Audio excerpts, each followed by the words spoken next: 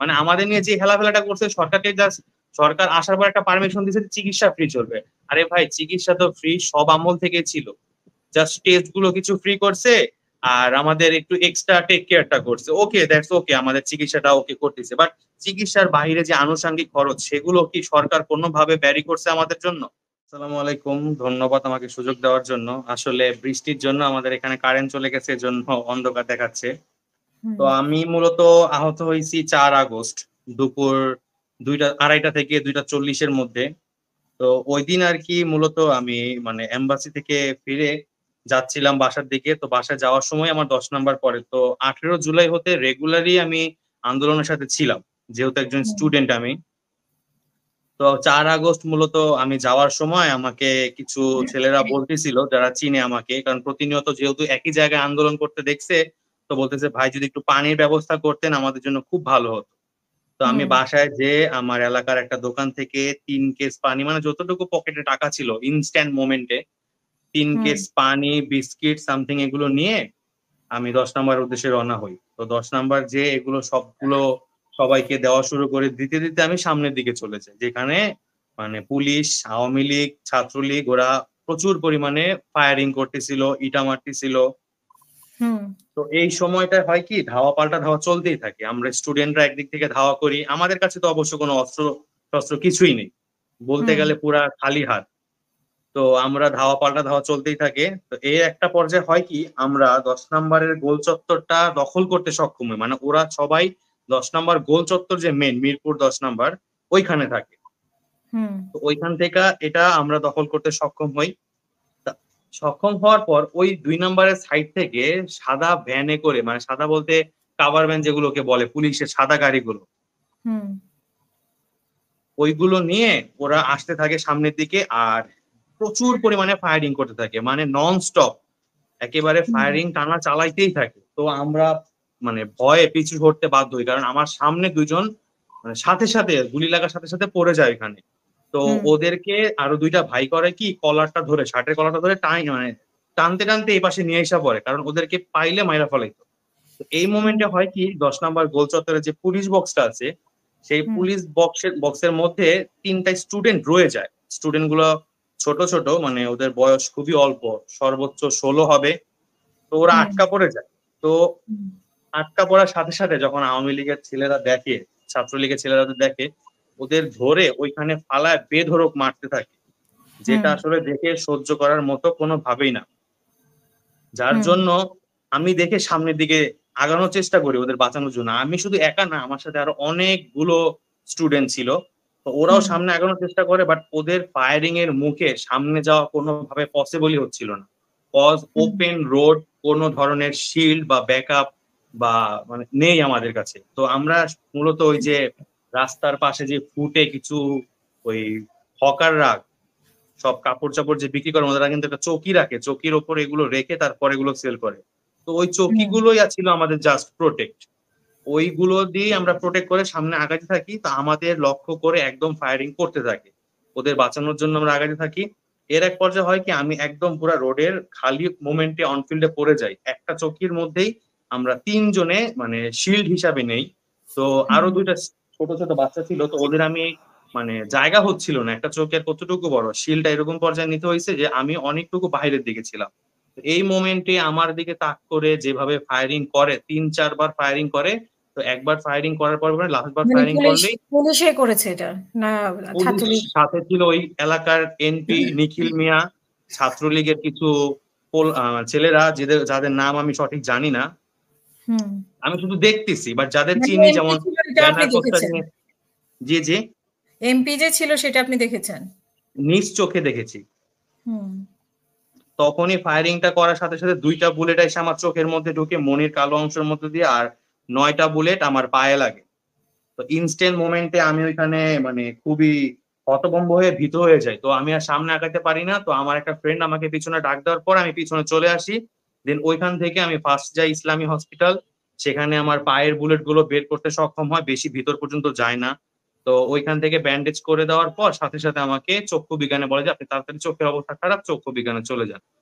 দেন চক্ষু বিজ্ঞান আমাদের ইসলামী হসপিটাল থেকে, মানে পূরবী থেকে চক্ষু বিজ্ঞানের দূরত্ব হচ্ছে অলমোস্ট 2 থেকে 3 কিলোমিটার।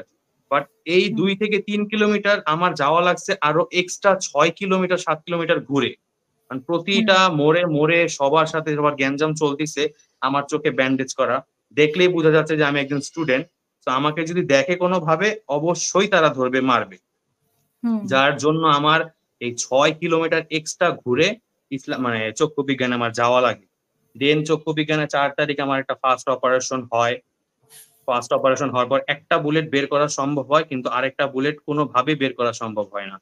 তো উনারা জাস্ট ওই উপর দিয়ে কভার করে সিলি করে আমাকে রিলিজ পরের দিন করে, একদিন ভর্তি রাখে। কারণ ঐদিন রাত্রেবেলা কারফিউ দিয়ে দিছে।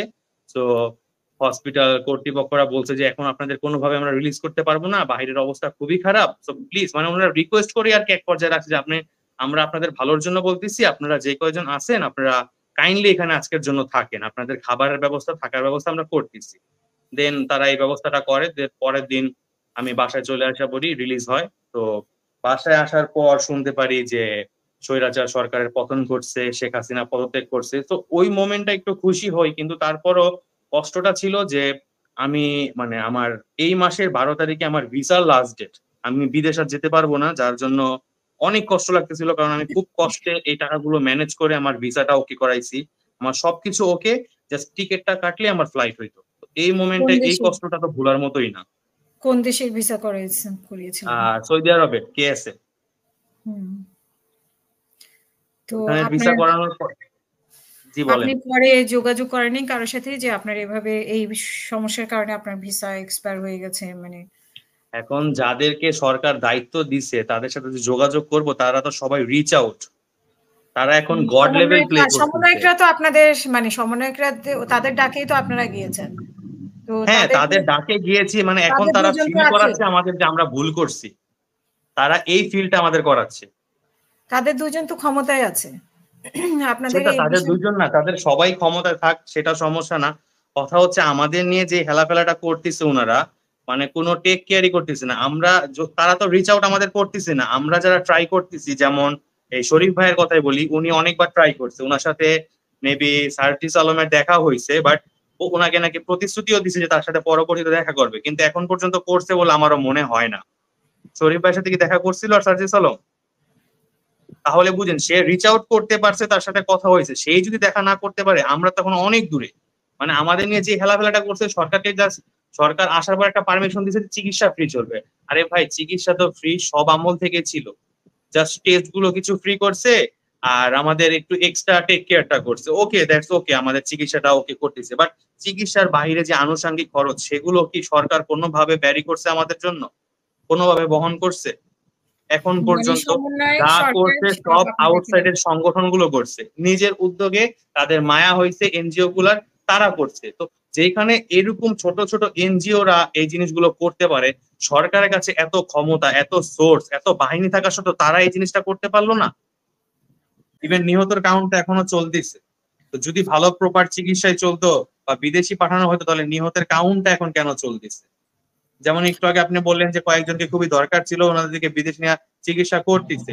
এগুলো সব হচ্ছে হ্যাঁ আই ওয়াচ। শ্রাবণ। সম্পূর্ণ লিস্ট গুলো কিন্তু যারা আমরা যে চক্ষু রোগী, বিশেষ হুম, করে আমাদের সম্পূর্ণ লিস্ট গুলো কিন্তু চক্ষু বিজ্ঞানে আছে। তো ওইখানে যদি জাস্ট ১০ জন বা ১৫ জনের একটা প্রতিনিধিত্ব টিম থাকতো সরকারের পক্ষ থেকে, তো তাদের পক্ষে কিন্তু ইজিলি সম্ভব আমাদের সাথে প্রতিজনের সাথে যোগাযোগ করা।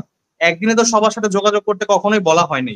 তারা এই মাসের পর মাস লাগাইছে। কারণ আমরা যে কি সিচুয়েশনটা ফেস করতেছি, যেমন আমি এখন যে ইনকাম আপনার ছিল, যে ইনকাম ভিসা সোর্স ছিল।